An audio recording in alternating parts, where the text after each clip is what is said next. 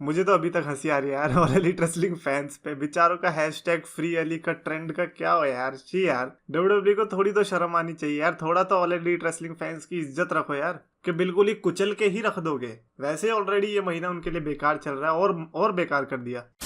तो गैस मैं champions of the world, मैं हूं 3DX चेतन एंड आज हम देखने वाले हैं OVW class 2.0। Yes, OVW class 1.0 जो थी, जो कि 2002 की थी, जो कि बहुत ही फेमस हुई क्योंकि उसके जो 4 बड़े मेजर सुपरस्टार्स थे, वो सुपरस्टार ही नहीं वो बल्कि मेगा सुपरस्टार्स बन के निकले। Batista, Randy Orton, Brock Lesnar and John Cena. तो ये जो 4 सुपरस्टार्स थे ये उस टाइम पे OVW में लड़ा करते थे एंड ये चारों बड़े नाम बन के निकले। तो ऐसे ही अब ठीक 20 साल बाद, यानी कि वो 2002 था, अभी 2022 चल रहा है, तो 2022 में ऐसे कौन से 4 सुपरस्टार्स हैं मेरे अकॉर्डिंग जो कि अगले 20 साल में डोमिनेंस दिखा सकते हैं अपना। हाउएवर ये जो सुपरस्टार्स हैं हो सकता है कि लाइक बहुत ही ज्यादा फेमस हो when it comes to internet wrestling community कि हाँ भैया ये ही 4 हैं जो कि उन 4 को रिप्लेस करेंगे इस 20 साल के अंदर। सो लेट्स सी कि एक्चुअली में क्या ये ट्रू है या नहीं। वेल ट्रू है या नहीं ये तो खैर 20 साल के बाद ही पता चलेगा। बट जो सबसे पहला नाम मैंने रखा हुआ है वो है Austin theory. Of course sense बनाता है कंसीडरिंग कि रिसेंट का ऑस्टिन थ्योरी का रन कैसा रहा है एंड इतनी सारी जो रिपोर्ट्स आ रही है कि oh my God Vince McMahon को ऑस्टिन थ्योरी के अंदर नेक्स्ट जॉन सीना दिखता है एंड पीपल आर सैड कि क्या जॉन सीना से कंपेयर। एक तो मेरे को ये लोग कभी पसंद नहीं आते कि बस छोटी छोटी बात पे नाराज क्या होते, इनकी इतनी फुकती क्यों है भाई, रुक जाओ ना। ओए तूने जॉन सीना के बारे में ऐसा कैसे बोल दिया भाई, लिटरली उसने सिर्फ ये बोला है कि मेरे को ऑस्टिन थ्योरी के अंदर नेक्स्ट जॉन सीना दिखता है एंड जहां तक मेरा एनालिसिस बताता है कि इसमें किसी की भी शायद से बेइज्जती हुई नहीं है। हो सकता है कि जॉन सीना के अंदर भी उन्होंने नेक्स्ट शॉन माइकल्स या फिर नेक्स्ट ऑस्टिन देखा होगा। उस टाइम पे अगर ये लोग होते तो फिर तो हो लिया था भाई Kalyan. But thanks to Vince McMahon जो कि ऐसे लोगों की सुनता नहीं है, तो ये बहुत अमेजिंग पार्ट है। अनलाइक टोनी खान जो कि भाई पूरी आर्मी बिठा देगा IT एक्सपर्ट्स की, अरे भाई साहब इनको निकालो, इनको जल्दी जल्दी खत्म करो।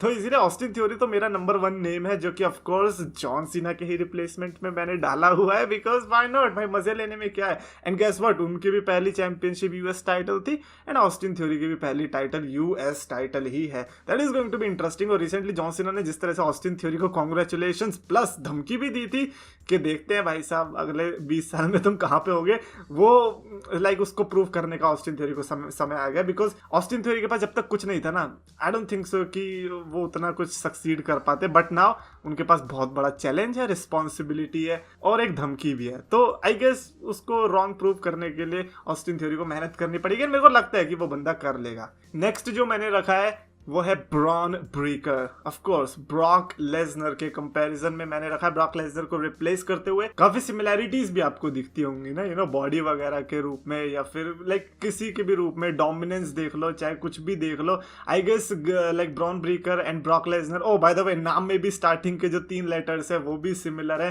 तो लाइक वी कैन एक्सपेक्ट कि शायद से like Bron Breakker maybe, just maybe the next Brock Lesnar for this decade और maybe next 2 decades, who knows, क्योंकि अभी तो वो 24 इयर्स के ही है। तो ये इसीलिए जो अगला नाम मैंने इस लिस्ट में रखा है वो है लाइक ब्रॉन ब्रेकर का। नेक्स्ट जो मैंने रिप्लेस करा है बटिस्टा को with LA night. I know कि इसमें थोड़ी सी उतनी मैच नहीं कर रही है बिकॉज बटिस्टा तो भाई फुल जैक्ड बंदा था और लाइक बटिस्टा को प्रोमो गाय की तरह भी नहीं जाना जाता जितना LA नाइट को जाना जा रहा है। LA नाइट को तो इनफैक्ट रॉक से कंपेयर किया जा रहा है, जिस तरह का उनका करिश्मा है bro, that natural charisma is just amazing. Specially जो उनका एक्सपीरियंस है TNA के आसपास भी जो उन्होंने काम किया था, आई थिंक वो काम देने वाला है उनको WWE के अंदर। That is going to be helpful. बस इस केस में दिक्कत पता है क्या है?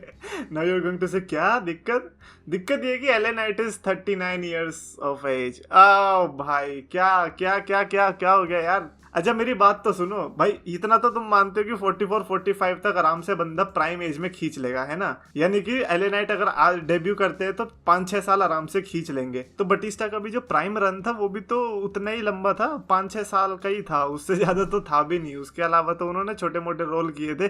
तो फिर LA नाइट को भी मैंने उस कैटेगरी में इस कारणवश रखा हुआ है। Otherwise it's just sad to see his age की 39 है। काश 24 कर पाता मैं इनकी एज को, बिकॉज भाई NXT में देखा है क्या आपको बात करते हुए? भाई he is just crazy talent bro. And finally मैंने रैंडी ऑर्टन को रिप्लेस करते हुए रखा है ग्रेसन वॉलर को।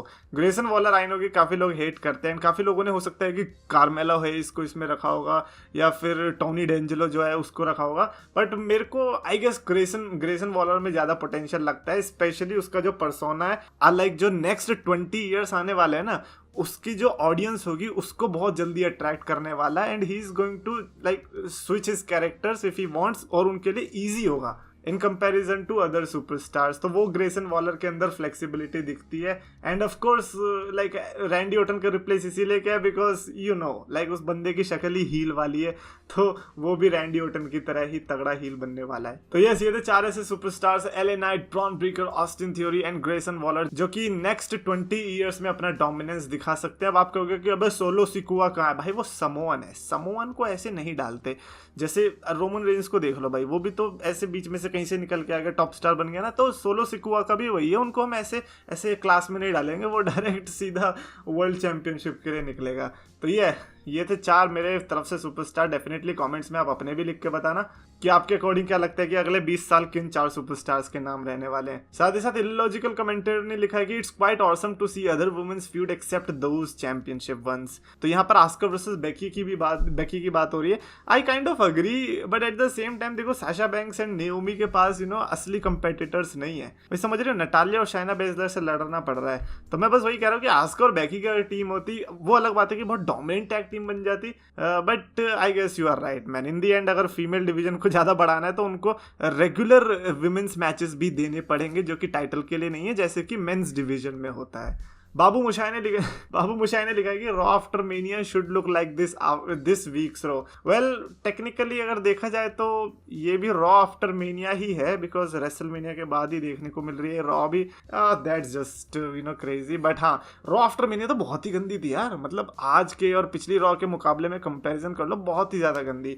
आई गेस वो उनको बिल्ड करने में टाइम लग गया होगा, but that's not an excuse, क्योंकि पहले उन्होंने रॉ आफ्टर मेनिया बहुत तगड़े से करी है, और ये इनकी पहली रॉ आफ्टर मेनिया थी आई गेस 2 साल के बाद, जो कि ऑडियंस के सामने हो रही थी, और उन्होंने हक दिया। गौतम स्टाइल्स ने लिखा कि why WWE doesn't use Indian wrestlers as simple person, they always represent them as they are Indian. Well सबसे पहली बात तो we are not simple anyways, तो कोई फायदा है नहीं कि हमें सिंपल दिखाने का, क्योंकि हम सिंपल है भी नहीं। और साथ ही साथ यार देखो, वो अमेरिकन स्पोर्ट है, तो अमेरिकन स्पोर्ट में उनको अलग दिखाना ही है, और उनको अलग तरीका दिखाना। और ये सिर्फ डब्ल्यूडब्ल्यू की बात नहीं है, अगर आप कोई हॉलीवुड शो देखोगे जिसमें डब्ल्यूडब्ल्यू जिसमें इंडियन का यूज होता है, तो वो भी काफी स्टेरियोटिपिकल होता है, और वही 20 साल से खिंचा हुआ आ रहा है कॉन्सेप्ट कि हाँ इंडियंस ऐसे होते हैं, जबकि भाई दूर दूर तक नाता नहीं है। तो it's just not that, but उनके अंदर की मेंटालिटी ही ऐसी है कि हाँ, और ऊपर से डब्ल्यूडब्ल्यू स्पोर्ट ऐसा है जहाँ पर एग्जैजरेट करेंगे, तो इतना एग्जैजरेशन तो डेफिनेटली इनकी तरफ से बनता ही है। एंड फाइनली लकी चौहान ने लिखा कि भाई आपकी वीडियो में हस्तमैथुन की है यार मैंने पढ़ना शुरू किया और दैट वॉज वेरी मासूम कॉमेंट मैन, कम ऑन। इसमें मैं क्या करूं भाई, ऐड मैं थोड़ी देता हूं, अब जिसकी जैसी सर्च हिस्ट्री रहेगी उसका वैसा आ रहा होगा यार, मेरे पे थोड़ी है। Anyways that's it for this video. Definitely comments में लिखकर बताना कि आपके पास कैसी ऐड आती है, कमेंट्स में लिखो। और अगर आपको वीडियो पसंद है तो प्लीज लाइक करो, शेयर करो, चैनल सब्सक्राइब करो। रेसलिंग फैंस को पास बुलाया, मीठे शब्दों से सबका दिल था चुराया, अपने नाम का सच टर्म था बनाया, 2 लाख का इसने परिवार था जुटाया। पर समय की मार है, ये मेहनत की हार है, ये खुद को बदलना तो मेरे शब्दों के विचार है। अफसोस है कि आज सबने इसको भुलाया, फ्राइडेज को इसने RKO था लगाया, फ्राइडेज को इसने RKO